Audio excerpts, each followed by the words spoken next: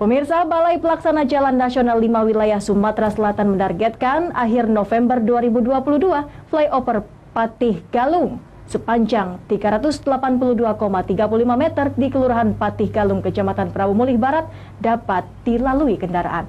Beroperasinya flyover ini diharapkan mampu mengurangi kemacetan.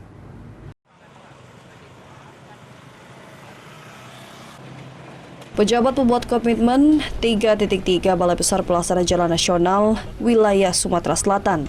Surya Perdana mengatakan, progres pekerjaan pembangunan flyover Patih Galung telah mencapai 82,24%. Dan saat ini tengah fokus mengerjakan frontage, jalur cepat, serta pagar pembatas kereta api jalan bawah jembatan. Dengan ditutupnya akses kendaraan khusus sepeda motor di bawah jembatan, Balai Besar Pelaksana Jalan Nasional BBPJN 5 Wilayah Sumatera Selatan membuka jalur masuk flyover tanpa berhenti untuk sepeda motor.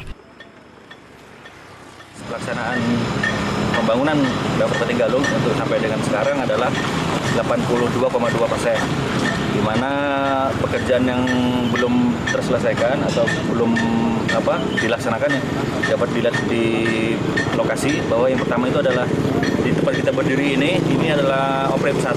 Operate 1 itu operate arah Prabu Mulih ya. Nanti setelah timbunan tanahnya akan ditambah agregat A.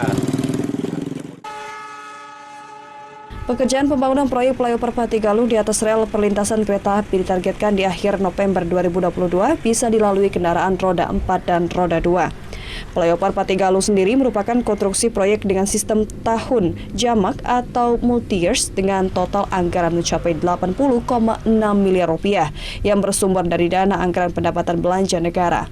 Dari Prabu Mulih Prima, iNews melaporkan.